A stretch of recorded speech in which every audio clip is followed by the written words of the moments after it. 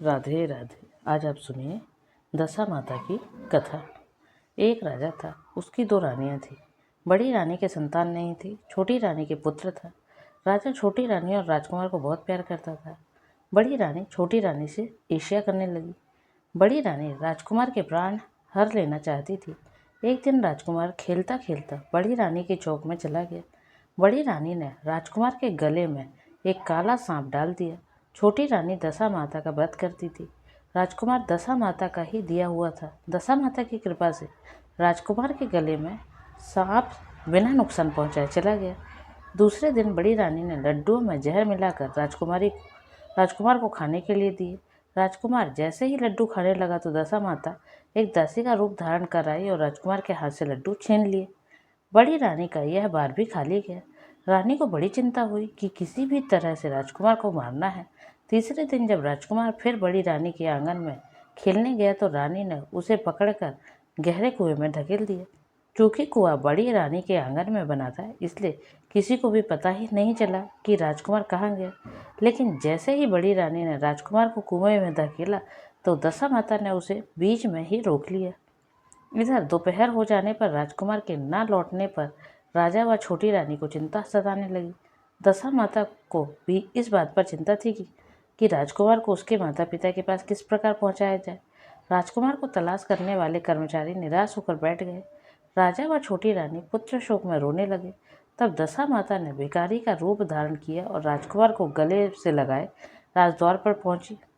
वह राजकुमार को एक वस्त्र में छुपाए हुए भिक्षा मांगने लगी। सिपाहियों ने उसे धुतकार कर कहा, तुझे भिक्षा की पड़ी है और यह राजकुमार खो गया है। सारे लोग दुख और चिंता से व्याकुल हो रहे थे। इस पर दशा माता बोली, भाइयों, पुण्य का प्रभाव बड़ा ही विचित्र होता है। यदि मुझे भिक्षा मिल जाए तो संभव है कि खोया हुआ राजकुमार तुम लोगों को मिल जाए।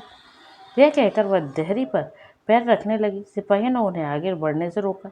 उसी समय दशा माता ने बालक का पैर वस्त्र से बाहर कर दिया। सिपाहियों ने समझा कि कुंवर उसके हाथों में है, इसलिए उसे अंदर जाने दिया। दशा माता कुंवर को लिए हुए भीतर चली गई। उसने राजकुमार को चौक में छोड़ दिया और वापस चली गई। परंतु रानी ने दशा माता रूपी भिखारिन को देख लिया था। उसने कहा कि वहीं खड़ी रहो। और कौन हो तुम? तुमने 3 दिन मेरे बेटे को छिपा कर रखा था। तुमने ऐसा क्यों किया? तुम्हें मेरे इस प्रश्न का उत्तर देना है। दशा माता उसी जगह उस समय ठहर गई। उन्होंने बताया कि मैं तुम्हारे पुत्र की चोरी करने वहाँ नहीं हूँ। मैं तो तुम्हारी आराध्या देवी दशा माता हूँ। मैं तुम्हें सचेत करने आई हूँ कि बड़ी रानी तुमसे ईर्ष्या रखती है। वह तुम्हारे पुत्र के प्राण हर लेना चाहती है। एक बार उसने तुम्हारे पुत्र के गले में काला सांप डाला था, जिससे मैंने भगाया। दूसरी बार उसने इसे विष के लड्डू खाने को दिए, जिन्हें मैंने उसके हाथों से छीन लिए थे। इस बार उसने राजकुमार को अपने आंगन के कुएं में धकेल दिया था और मैंने इस बीच में ही रोक कर रक्षा की। इस समय मैं भिखारिन के वेश में तुम्हें सचेत करने आई हूँ। यह सुनकर छोटी रानी दशा माता के पैरों में गिरकर क्षमा मांगने लगी। छोटी रानी विनती भाव से बोली, जैसी कृपा आपने मुझ पर दर्शन देकर की है, मैं चाहती हूँ कि आप सदैव इस महल में निवास करें। मुझसे जो सेवा पूजा होगी मैं करूँगी। इस पर दशा माता बोली कि मैं किसी घर में नहीं रहती। जो श्रद्धापूर्वक मेरा ध्यान स्मरण करता है, मैं उसी के हृदय में निवास करती हूँ। मैंने तुम्हें साक्षात दर्शन दिए हैं, इसलिए तुम सुहागिनों को बुलाकर उन्हें यथाविधि आदर सत्कार के साथ भोजन कराओ और नगर में ढिंढोरा पिटवा दो कि सभी लोग मेरा डोरा ले और व्रत करें।